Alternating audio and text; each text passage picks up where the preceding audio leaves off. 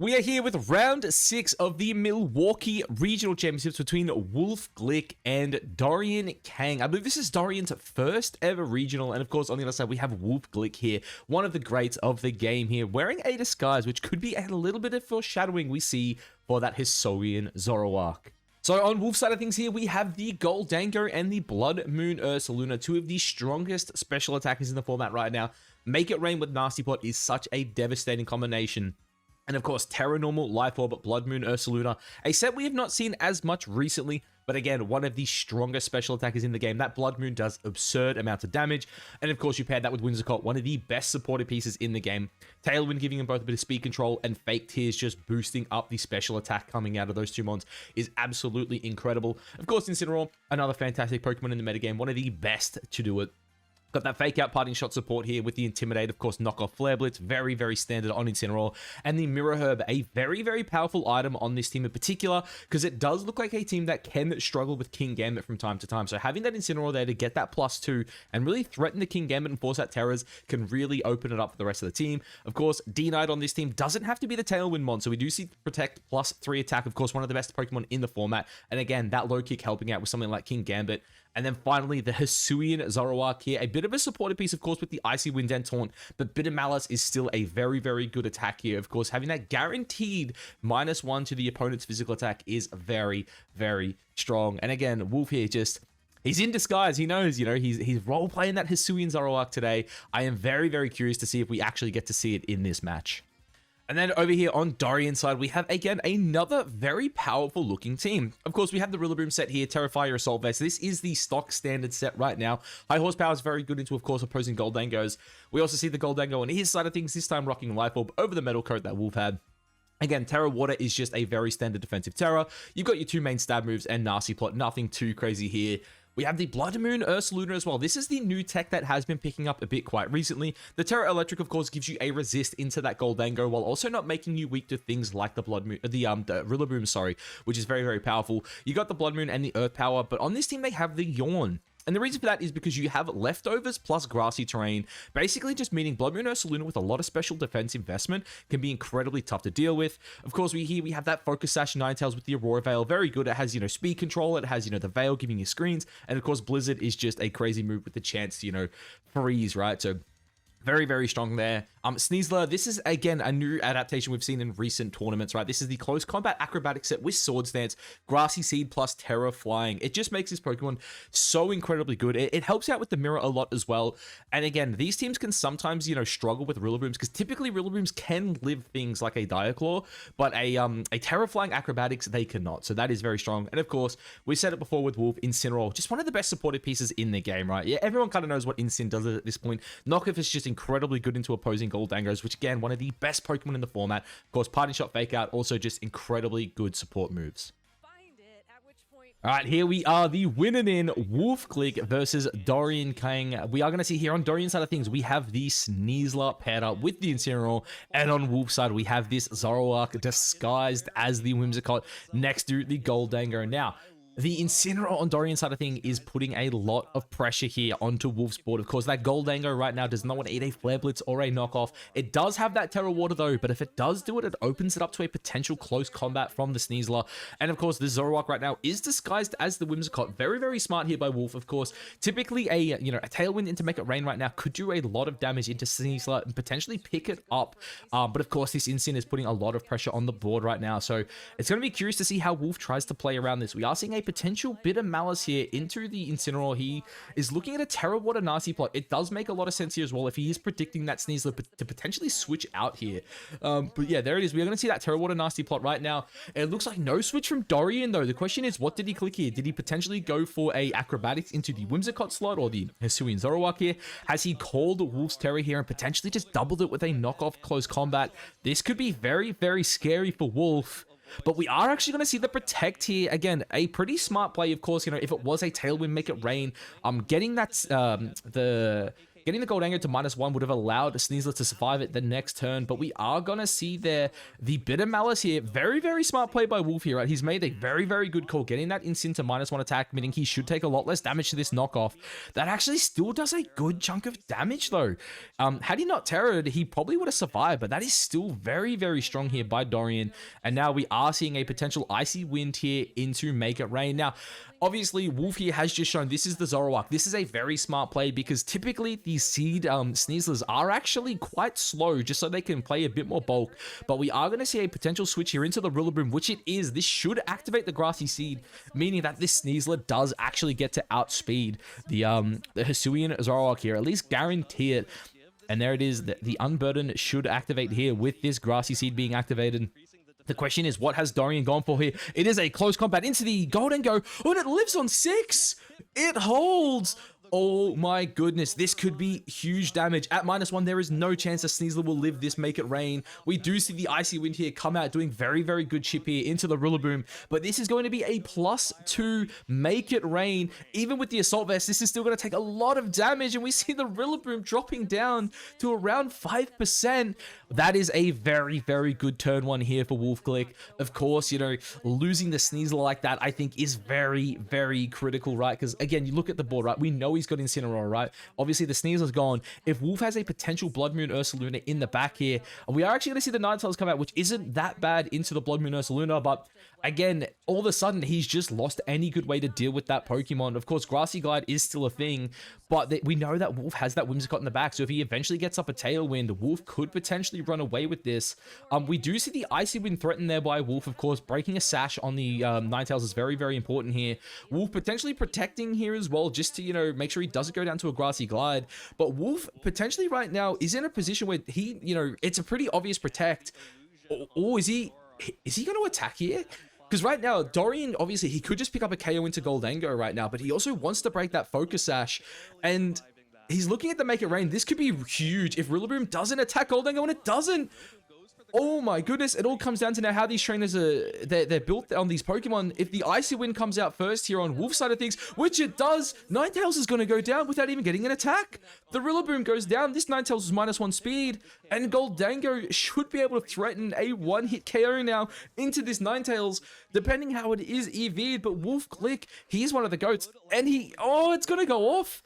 This is a really, really good position all of a sudden for Wolfe Glick. This is Incineroar versus the world. Of course, we do know that Wolfe's, one of his last two Pokemon here is the Whimsicott, which again isn't ideal, but it is a Pokemon at least that does bait out Flare Blitz, meaning between Flare Blitz, Moonblast, and the recoil from Flare Blitz and Moonblast, Wolfe should definitely have this game wrapped up at this point. A very, very dominant game one. Hisuian Zoroark just put in nothing but the finest of work there. And Wolfe all of a sudden is just, yes, in a very, very dominant position.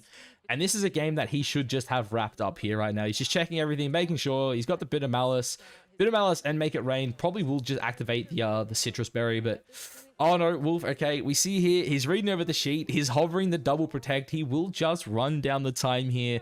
He does know he has this one bagged up, I believe. He's very, very likely just game planning for game 2 here. Of course, he was able to win game 1 here off just the power of Hisuian Zoroark, just, you know, disguising itself there, I guess, as the Whimsicott. Very, very important. But I guess right now as well, we can kind of just start thinking about game 2 here. So looking back at this game, I think one of the biggest issues Wolfe made here really was, Dorian, was not getting that Incineroar back on the board faster. Of course, I understand the idea behind the Ninetales, right? Because very, very likely the Ninetales and the Hisuian Zoroark were probably the same speed. So I'm assuming Wolfe just survived Wolfe just won a speed tie there would be my assumption. So again, very, very unlucky for Dorian, but at the same time as well, Incineroar was probably the better play in hindsight. Of course, Wolfe did make a very, very aggressive read there where he went for the, you know, he basically made the call of saying, hey, you're not going to attack my Goldango. You think I'm going to protect my Goldango. Therefore, I'm going to attack, and obviously just puts himself into a really, really good position here. And actually, no, I just realized, no, sorry, I'm wrong. Ninetales is 109 base speed, so Hisuian Zoroark is actually 1 point faster. So, you know, that was a really, really good play by Wolfe there, just making sure he got that speed control. But yeah, I guess going into game 2 as well, let's think. So Incineroar, I think, definitely needs to play a much bigger role for Dorian.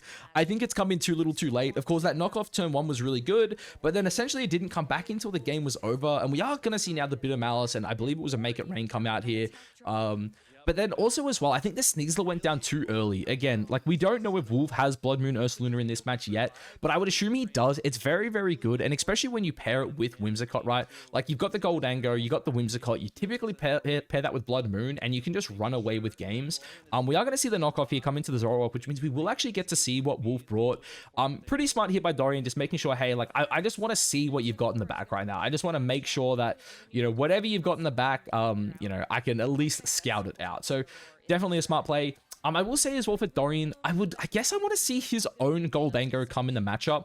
I don't know how good Ninetales was here. Of course, I think you need Sneasel. I think you need Incineroar.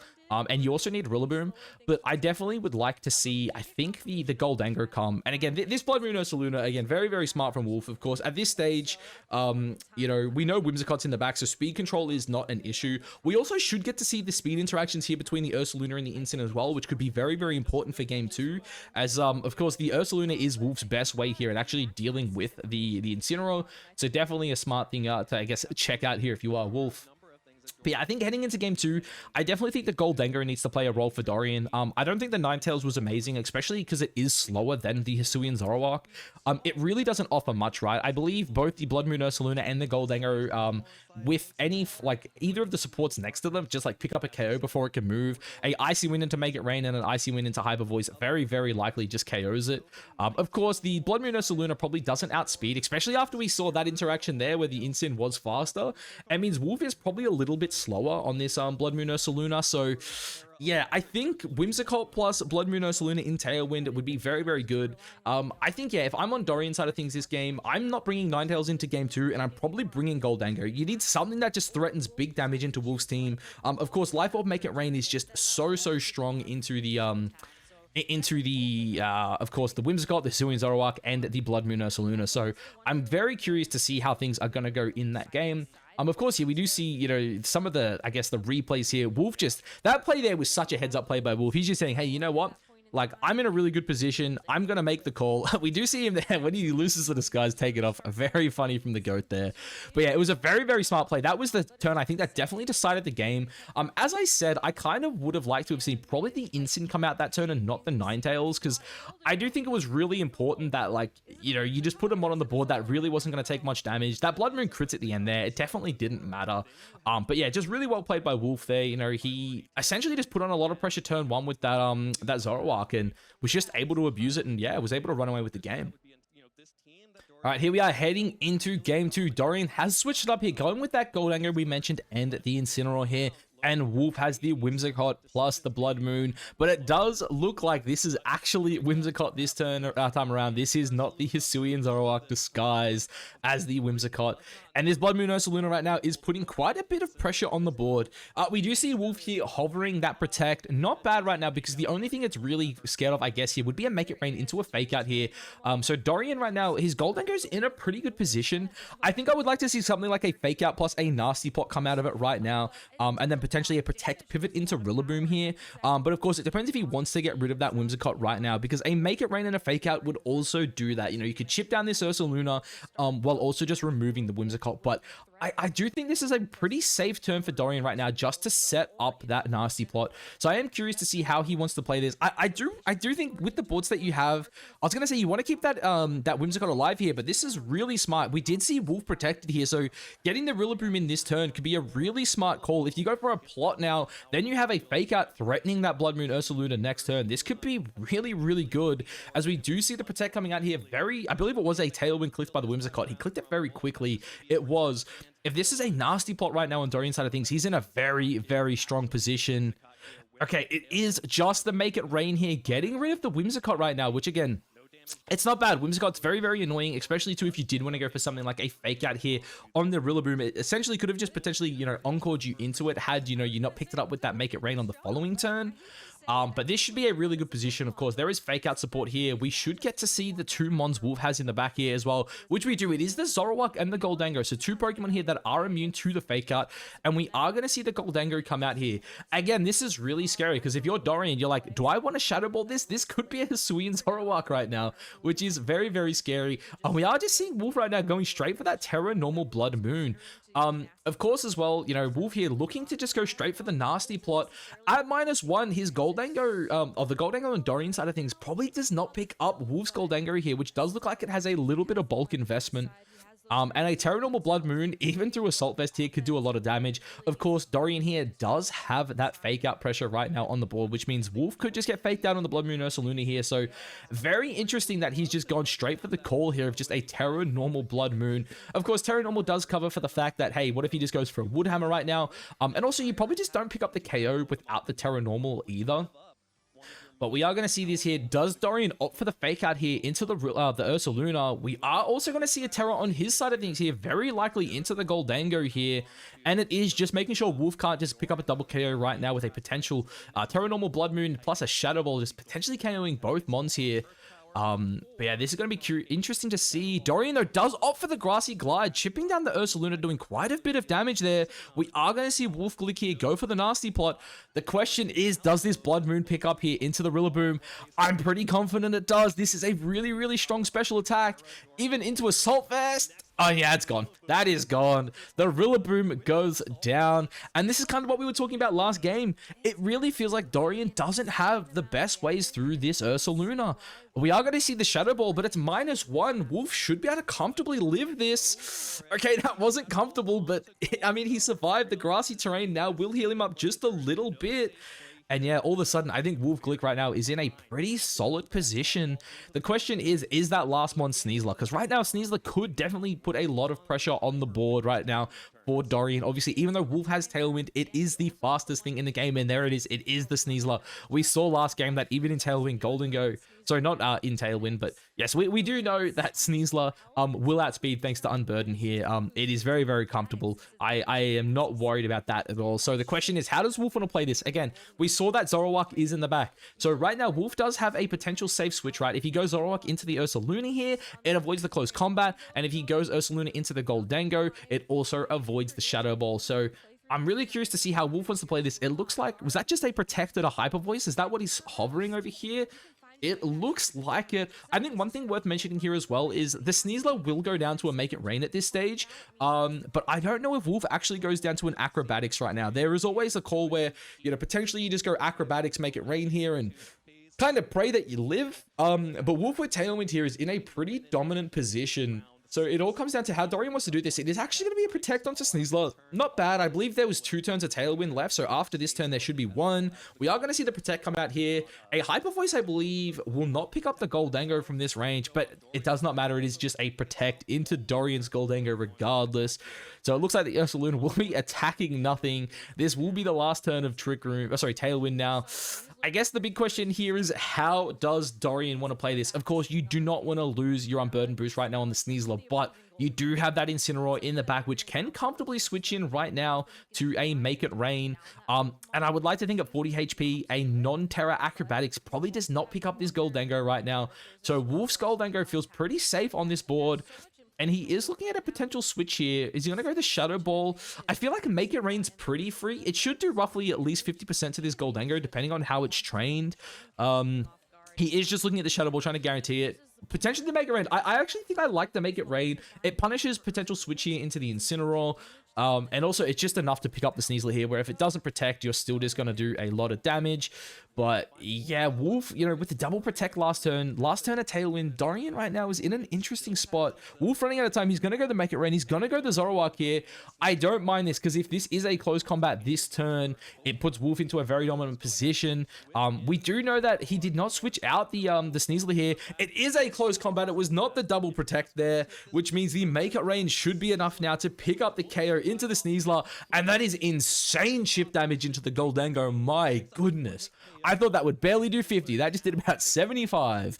At this stage, I would like to think that's in range of Bitter Malice. We are going to see the Nasty Plot come out here. We do know the last Pokemon on Dorian's side of things here is that Incineroar, but now we see Wolfe here just constantly healing up, and right now, of course, Wolfe does have Icy Wind active.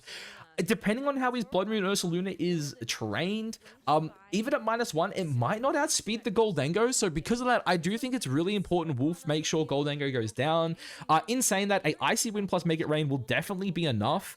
And I do think getting an Icy Wind, Wolfe almost running from the battle there. I think an Icy Wind as well into the Incineroar is very important because, again, while we know the Incin is faster on Dorian's side of things, at -1, I would like to think Wolfe's Ursaluna will outspeed it. So I think right now Wolfe's endgame here just needs to be, how do I get rid of the Goldango to basically allow my Ursaluna to win the game. Of course, with the Focus Sash as well, it would require a double up here into the Zoroark. So Wolfe's endgame here does feel pretty good. We are going to see a Protect here from the Zoroark. I believe this was it just a double Protect? I'm almost certain it was, right? Yeah, just a double Protect here from Wolfe, scouting it out. Of course, Fake Out into a double Ghost lineup does absolutely nothing here. So it's just scout out. What does he want to knock off here? There is that Make It Rain. It's just going to give Wolfe another turn here as well of that Leftovers recovery. The big question, I guess, as well, is how are these Goldengos trained? I don't think we ever saw them on an even board state. It was either, I think it was, yeah, always just Tailwind. So a potential Icy Wind plus Make It Rain right now for Wolfe could be very, very good. But as I said as well, I do think getting rid of Goldengo is the key here. So I think for Wolfe right now, something like a Bitter Malice plus a Make It Rain is pretty important because you just want to make sure that Goldengo just goes down here. And it does look like that's what he has opted for here. It's going to be interesting, and it is the Protect. The question is, though, did Dorian gun down the Goldango here on Wolfe's side of things? The Icy Wind will come out again. Very, very important. Getting this Incin to -1 speed should allow the Ursaluna to outspeed it next turn. But the question is that Goldango in range of a Bitter Malice right now for the next turn? I don't think it is. Maybe it's right on the border. The Make It Rain will come out. That's solid chip into Incin. Very, very important to note there. That did not activate the Citrus Berry. I don't know if it matters, but the knockoff will come out into the Goldango. Putting this into a 2-on-2 right now. The big question is, how is Wolfe trained? I don't think an Icy Wind into a Hyper Voice right now is going to be enough to get rid of that Goldango.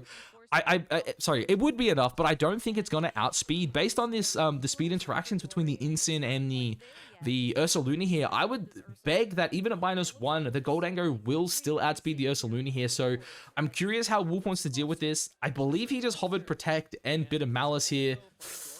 Oh, the question is the Bitter Malice enough to pick up? Oh, Wolfe right now is in a very, very tricky situation. I still think he's in the driver's seat right now. He has the Bitter Malice here. If he can somehow get rid of this Goldango in time, then his Ursaluna should be able to bag it up. The Protect here will come out. The question is this enough? The Bitter Malice will come out. And the Goldango holds. It survives on 1 HP. What did the knockoff go into? The Make It Rain will come out. I believe this is going to be really difficult here for Wolfe. The Make It Rain does drop it to its Focus Sash here. Did he knock off the Ursaluna, or did he go for the knockoff into Hisuian Zoroark?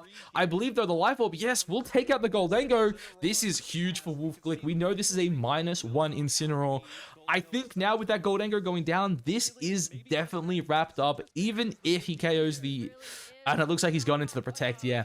I think even if he'd KO'd the Hisuian Zoroark there, I think Wolfe was still in such a dominant position that I'm not sure if it mattered, because at this range, a Terra Normal Life Orb boosted Blood Moon will definitely be enough. Wolfe also going for the Icy Wind here, just in case. He wants to activate that Citrus Berry here, just to show, hey, this is how powerful Ursaluna is. You know, he doesn't even go for the Earth Power. Earth Power in this situation right now, base 180 with super effective. Blood Moon, base 210. Insane. Actually, even more, because it's also Terra Normal boosted. This is, yeah, definitely going to be enough. That is a nuke. And Wolfe Glick, it just advances to day 2 of the Milwaukee Regional Championship. 6-0. Such a dominant showing there by Wolfe. Incredibly, incredibly strong. And just seeing the power there. Like, in that set, not only did we see how good Goldango and Ursaluna are, but Hisuian Zoroark put in a lot of work in both Game 1 and Game 2. And, of course, we see Wolfe Glick here with the disguise. Very, very funny.